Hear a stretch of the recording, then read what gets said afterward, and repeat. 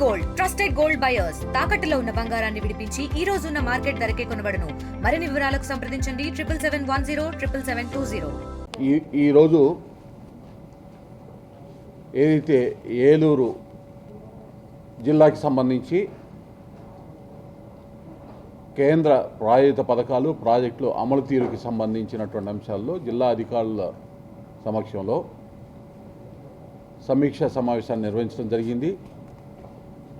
ఇప్పటి వరకు 25 జిల్లాలు పూర్తి చేయటం, ఇవాళ 26వ జిల్లా అంటే రాష్ట్రం మొత్తం కూడా ఏలూరు జిల్లాతోటి సమీక్షా సమావేశాలు పూర్తయినటువంటి పరిస్థితి.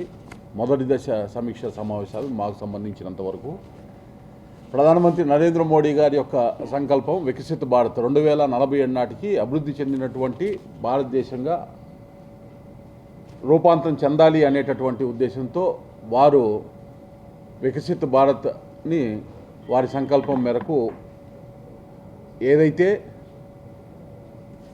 ఉద్దేశం ఉందో ఆ ఉద్దేశానికి అనుగుణంగా ఆంధ్రప్రదేశ్లో ముఖ్యమంత్రి చంద్రబాబు నాయుడు గారు 2047 నాటికి దేశంలో అగ్రగామి రాష్ట్రంగా స్వర్ణాంధ్ర సాధించేటటువంటి దిశగా ప్రణాళికలు రచించారు. అందులో భాగంగానే 15% యావరేజ్ వృద్ధి రేటున సగటున వృద్ధి రేటున సాధించే దిశగా రాష్ట్రాన్ని ముందుకు తీసుకెళ్లే ఉద్దేశంతో ఈ యొక్క సమీక్షా సమావేశాలు నిర్వహించడం జరుగుతూ ఉంది. దానిలో భాగంగా ఈరోజు ఏలూరు జిల్లాలో అధికారుల సమక్షంలో సమీక్షా సమావేశాన్ని నిర్వహించడం జరిగింది. ముఖ్యంగా సమీక్షా సమావేశంలో ఉపాధి హామీ పథకానికి సంబంధించి మెటీరియల్ కంపోనెంట్కి సంబంధించినటువంటి వినియోగం ఏదైతే తక్కువగా జరిగిందో దాని మీద ఏ విధంగా భవిష్యత్తులో ఆ పరిస్థితులు తిరిగి పునరావృతం కాకుండా ఉండాలనేటటువంటి అంశాన్ని అధికారుల దృష్టికి తీసుకురావడం జరిగింది.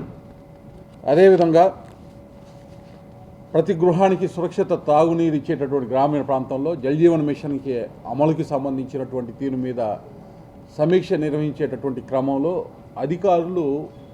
సంబంధిత అధికారులు సరైనటువంటి సమాచారం రానందున వారి దగ్గర నుంచి మరలా సమయం ఇచ్చి అమరావతికి మా కార్యాలయానికి వారిని రమ్మని అక్కడికి ఆ సమాచారాన్ని తీసుకొచ్చి నివేదికలు సమర్పించమని చెప్పి ఆదేశాలు ఇవ్వడం జరిగింది.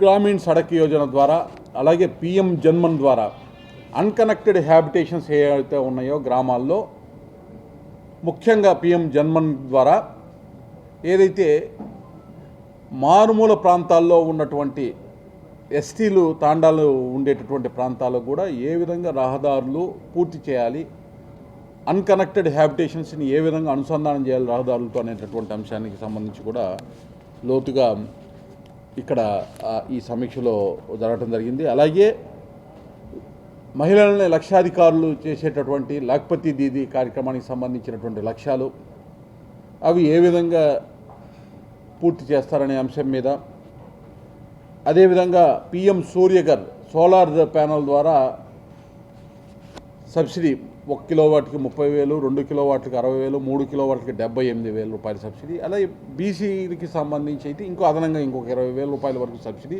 రాష్ట్ర ప్రభుత్వం ఇవ్వటం, SC STలకి ఉచితంగా ఇచ్చేటటువంటి ఈ సోలార్ ప్లాంట్స్కి సంబంధించి వాటికి అవసరమైన భూములకి సంబంధించినటువంటి అంశంలో కూడా అధికారులతోటి వాటికి సంబంధించి సమీక్ష సమావేశంలో మాట్లాడడం జరిగింది. ఇందులో కూడా SC STకి సంబంధించి సోలార్ ఇన్స్టలేషన్కి సంబంధించినటువంటి అవసరమైన భూములకి సంబంధించి సరైనటువంటి సమాచారం రానందున సంబంధిత అధికారిని మొత్తం సమాచారం తీసుకుని అమరావతిలో మేము ఇచ్చిన తేదీకి వచ్చి వారిని ఆ యొక్క సమాచారాన్ని ఇవ్వమని ఆదేశించడం జరిగింది. అలాగే PM కుసుమ్ ద్వారా గ్రామీణ ప్రాంతాల్లో సోలార్ ఇన్స్టలేషన్కి సంబంధించి పంప్ సెట్స్ కానీ అగ్రికల్చర్ యూసేజ్కి కావాల్సినటువంటి ల్యాండ్ కావాల్సినటువంటి ఏదైతే భూములు అవసరమో ఉన్నాయో వాటిని ఐడెంటిఫై చేసి వాటి సమాచారం కూడా ఇవ్వమని చెప్పడం జరిగింది. ముఖ్యంగా PM విశ్వకర్మ 18 చేతి వృత్తులకి సంబంధించినటువంటి వారికి దాదాపు 500 మందికి రుణాలు, 1950 మంది వరకు ట్రైనింగ్ పూర్తయింది. ఒక 500 మందికి రుణాలు వచ్చినాయి. మిగతా వాళ్ళకి రుణాలకు సంబంధించిన అంశాల్లో కార్యాచరణ ఏ విధంగా తీసుకొని వెళ్ళాలి, కొత్తగా ఎన్యూమరేషన్ చేసేటటువంటి విధంగా కొత్తగా మళ్ళీ శిక్షణ ఇచ్చేటటువంటి వాళ్ళు, కొత్తగా టూల్ కిట్స్ రుణాలు ఇచ్చేటటువంటి దానికి, నైపుణ్య శిక్షణ ఇచ్చేదానికి మళ్ళీ ఎన్యూమరేషన్ చేసి కొత్తగా అర్హులైనటువంటి లబ్ధిదారులను ఎంపిక చేయమని చెప్పడం జరిగింది. పిఎం స్వానిధికి సంబంధించి కూడా ఏదైతే 2020 నుంచి ఇంప్లిమెంట్ అవుతున్నటువంటి ఈ స్కీమ్కి సంబంధించి కూడా ఇప్పుడు మళ్ళీ ఎన్యూమరేషన్ చేసి లోకల్ బాడీస్ మున్సిపాలిటీస్ ద్వారా మున్సిపల్ కార్పొరేషన్ మున్సిపల్ కమిషనర్ల ద్వారా ఎన్యూమరేషన్ పూర్తి చేసి లబ్ధిదారుని ఎంపిక చేయమని చెప్పడం జరిగింది. కామన్ ఇంట్రెస్ట్ గ్రూప్స్ కూడా దాదాపు ఒక 25 గ్రూప్స్ ఈ పిఎం స్వానిధికి సంబంధించినటువంటి అనుసంధానంగా ఒక్కొక్క గ్రూప్లో 5 ఉండేటటువంటి విధంగా సెల్ఫ్ హెల్ప్ గ్రూప్స్ ఏదైతే ఉన్నాయో ఆ విధంగా చేసి ఒక 25 గ్రూప్స్ ఇప్పటికే ఇక్కడ ఫామ్ అయినాయి అనేటటువంటి దాన్ని అధికారులు తెలియజేశారు. వాటికి సంబంధించినటువంటి రుణాలు, వాటి ప్రగతికి సంబంధించినటువంటి అంశాలని కూలంకుషంగా మాట్లాడటం జరిగింది. వాటికి సంబంధించి సమీక్ష చేయటం జరిగింది. ముఖ్యంగా ఈ రాష్ట్రంలో ఏలూరు జిల్లా వ్యవసాయ ఆధారితమైనటువంటి జిల్లా. గడిచిన 5 సంవత్సరాలు 6 సంవత్సరాల్లో 7,364 కోట్ల రూపాయల సబ్సిడీ ఇక్కడ యూరియా 18 లక్షల మెట్రిక్ టన్నుల యూరియా కేంద్ర ప్రభుత్వం ద్వారా అందటం సబ్సిడీ మీద 7,364 కోట్ల రూపాయల వరకు సబ్సిడీని కూడా తీసుకోవడం జరిగింది. ఏదైతే ఉపాధి హామీ చెప్పానో మెటీరియల్ కంపోనెంట్కి సంబంధించి దాదాపు ఒక 149 కోట్ల 15 లక్షల రూపాయల వరకు ఎంటైటిల్మెంట్ ఉన్న 88 కోట్ల 55 లక్షల రూపాయల వరకు మాత్రమే వినియోగించుకోవడం జరిగింది. అంటే ఇంకా 61 కోట్ల రూపాయల వరకు ఆ గ్యాప్ ఏదైతే ఉందో ఆ ఎంటైటిల్మెంట్ లాస్ జరిగింది. ఆ విధమైనటువంటి నష్టం జరగకుండా ఉండాలి అని అధికారులకి ఆదేశాలు ఇవ్వటం జరిగింది. అలాగే యావరేజ్ వచ్చేటప్పటికి ₹252.72 వరకు సగటున వేతనం చెల్లిస్తూ ఉన్నారు. దాన్ని పెంచాలి. ₹300 ఇంతకు ముందు ఉండేది, ఇప్పుడు ₹307 వరకు అయ్యింది. 100 రోజుల పనిదినాలను 47 రోజుల వరకు జరుగుతోంది. దాన్ని కూడా పెంచమని అధికారులకి తెలియజేయడం జరిగింది. జల్ జీవన్ మిషన్కి సంబంధించి ఏదైతే ఉన్నాయో రివైజ్డ్ ప్రాజెక్ట్ కాస్ట్ని పూర్తి స్థాయిలో మాకు సబ్మిట్ చేయమని చెప్పడం జరిగింది. అధికారులు ఇప్పటి వరకు 4,80,000 గృహాలు గ్రామీణ ప్రాంతాల్లో ఉంటే 4,17,000 గృహాలకి నీటి కనెక్షన్స్ జల్ జీవన్ మిషన్ ద్వారా ఇచ్చామని చెప్పారు. డాష్ బోర్డులో పెట్టినవి కావు. ఏదైతే ఇప్పుడు రివైజ్డ్ పల్స్ సర్వే చేసి రివైజ్డ్ ప్రాజెక్టు రాష్ట్ర ప్రభుత్వం చేయమని దానికి అనుగుణంగా లెక్కలు డాటా ఇవ్వమని చెప్పడం జరిగింది. ఎందుకంటే గత ప్రభుత్వంలో పనులు పూర్తి కాలేదు. 4,17,000 ఇళ్ళు పూర్తయితే రివైజ్డ్ ప్రాజెక్ట్ కాస్ట్ చేసి ఏదైతే 200 వాస్తవానికి గతంలో ఉన్నటువంటి ప్రభుత్వం 264,61 లక్షలకి అంచనాలతో వేసి ఉన్నటువంటి దాన్ని ఇవాళ 3,400 కోట్ల రూపాయలకి చేరింది. ఎందుకు చేరింది అంత పెద్ద ఎత్తున? అంటే అస్తవ్యస్తంగా పనులు సస్టైనబుల్ వాటర్ రిసోర్సెస్ అంటే దీర్ఘకాలిక వనరుల లభ్యత ఆధారంగా కాకుండా చేశారు. కాబట్టి రివైజ్ ప్రాజెక్ట్ కాస్ట్ ప్రకారము దాన్ని మొత్తాన్ని కూడా ఇన్ఫర్మేషన్ ఇవ్వమని అడగటం జరిగింది. అలాగే అమృత్ 1, అమృత్ 2 స్కీములకి సంబంధించి ఏలూరు మున్సిపల్ కార్పొరేషన్లో కార్పొరేషన్ వారి ద్వారా 3,46 లక్షల రూపాయలు వరకు వ్యయం చేసి 6,482 గృహాలకి నీటి సరఫరా కోసమని పనులు స్టార్ట్ చేస్తే 2,96 లక్షల రూపాయలు వెచ్చించారు. ఇప్పటి వరకు 4,550 గృహాలకి నీటి కనెక్షన్స్ ఇచ్చారు. అయితే అమృత్ 1లో ఫేజ్ 2 కార్యక్రమము పబ్లిక్ హెల్త్ డిపార్ట్మెంట్ ద్వారా జరిగింది. వారు వాటర్ సప్లైకి 5,23 లక్షలు ఈ మున్సిపల్ కార్పొరేషన్కి సంబంధం లేకుండా చేసిన అదనపు వర్కులు 5,23 లక్షలకి వాళ్ళు వర్కులు చేయటం జరిగింది. ఆ వర్క్స్ కంప్లీట్ అయినాయి అని చెప్పారు. అలాగే 37,48 లక్షలతోటి దాదాపు యూజీడీ అండర్ గ్రౌండ్ డ్రైనేజీకి సంబంధించి 85% కంప్లీట్ అయినట్టు 13 కిలోమీటర్ల పరిధిలో, మిగతాది రాబోయే 3-4 నెలల్లో మిగతా పని కూడా పూర్తి చేస్తామని వాళ్ళు తెలియజేశారు. అలాగే అమృత్ 2కి సంబంధించి వాటర్ సప్లైకి సంబంధించి దాదాపు ఏదైతే ఏలూరు పట్టణంలో 7 పంచాయతీలు విలీనమైనవి. వాటికి సంబంధించి అమృత్ 2 కింద ఒక 129 కోట్లు, వన్ టౌన్లో 129 కోట్లు వాటర్ సప్లై కోసము, అలాగే ఇంకొక 112 కోట్ల రూపాయలు అండర్ గ్రౌండ్ వన్ టౌన్కి సంబంధించి డ్రైనేజ్కి సంబంధించి మొత్తం 241 కోట్ల రూపాయల వరకు అమృత్ 2లో ప్రతిపాదనలు పంపించారని అధికారులు తెలియజేయడం జరిగింది.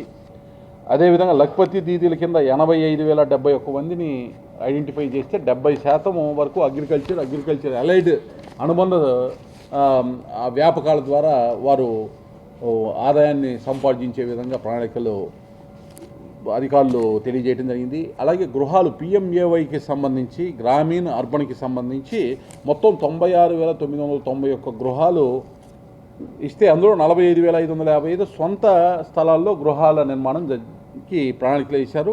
ఇందులో 42,822 గృహాలు పూర్తయినాయి. అవి కూడా ఆక్యుపేషన్ తక్కువగా ఉన్నందువల్ల మిగతా వాటిని త్వరగా పూర్తి చేయాలని చెప్పడం జరిగింది. ముఖ్యంగా వ్యవసాయానికి సంబంధించి ఫసల్ బీమా యోజన సక్రమంగా వినియోగించాలనేటటువంటిది, టిడ్కో గృహాలను పూర్తి చేయాలని, పిఎం సూర్యగర్కి సంబంధించి ఏవైతే ఉన్నాయో అంచనాలను పూర్తి చేయాలని చెప్పడం జరిగింది. పిఎం కిసాన్ సమ్మాన్ నిధికి సంబంధించి 1,33,000 మంది ఇక్కడ ఈ జిల్లా నుంచి లబ్ధి పొందుతూ ఉన్నారు. ఆ అంశాన్ని కూడా పిఎం కృషి సంచయ్ యోజన ద్వారా 1 డ్రాప్ మోర్ క్రాప్ అనేటటువంటి ఆ కాన్సెప్ట్ తోటి చాలా వేగంగా పనులు ఇక్కడ పూర్తవుతుంది. రాబోయే సంవత్సరంలో 8,500 హెక్టార్లని లక్ష్యంగా పెట్టుకున్నారు. గత సంవత్సరం 7,000 హెక్టార్లని లక్ష్యంగా తీసుకుంటే 5,123 హెక్టార్లని అచీవ్ చేశారు, పూర్తి చేశారు. ఇది హార్టికల్చర్కి సంబంధించి.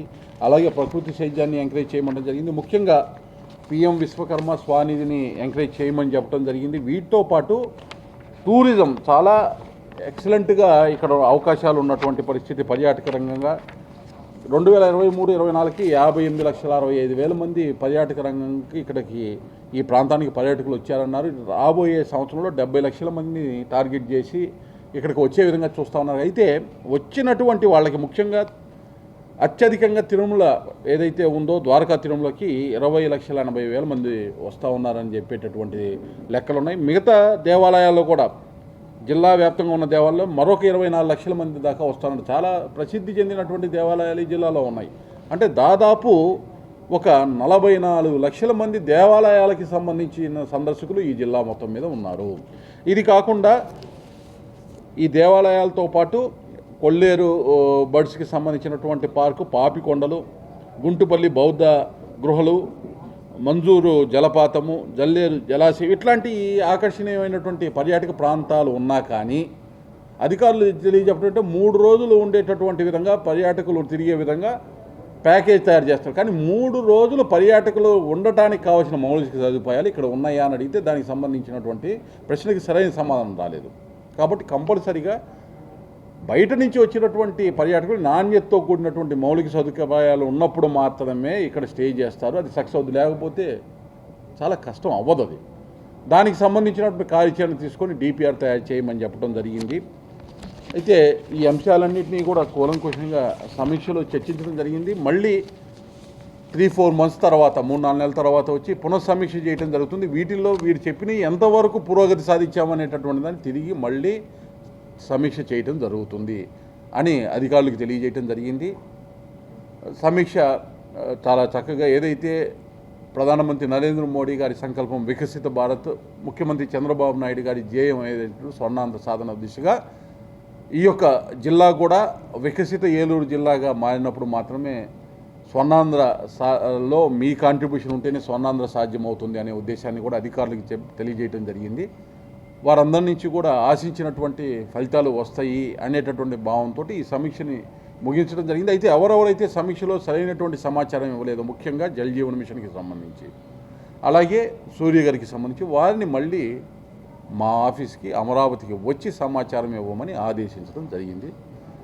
ఈ సమీక్షని పూర్తి చేయటం జరిగింది. ఆ విధంగా అందరికి కూడా ఇక్కడికి వచ్చినటువంటి ప్రింట్ అండ్ ఎలక్ట్రానిక్ మీడియా మిత్రులందరూ కూడా ధన్యవాదాలు, కృతజ్ఞతలు. పూర్తయినాయి 26వ జిల్లాగా ఇది పూర్తయింది. దీంతో స్టేట్ మొత్తం కూడా నా పర్యటనకి సంబంధించి ఫస్ట్ ఫేజ్ ఇది కూడా ముందు ప్రాథమికంగా అర్థం చేసుకోవడానికి ఉపయోగపడింది. ఎక్కడెక్కడ ఏం జరుగుతుంది, అధికారులని ఏ విధంగా వాళ్ళని సమన్వయపరిస్తే ఏ విధంగా మంచి ఫలితాలు సాధించవచ్చు అనేటటువంటి ఒక అనుభవాన్ని అధికారులతోటి పంచుకోవటం జరిగింది.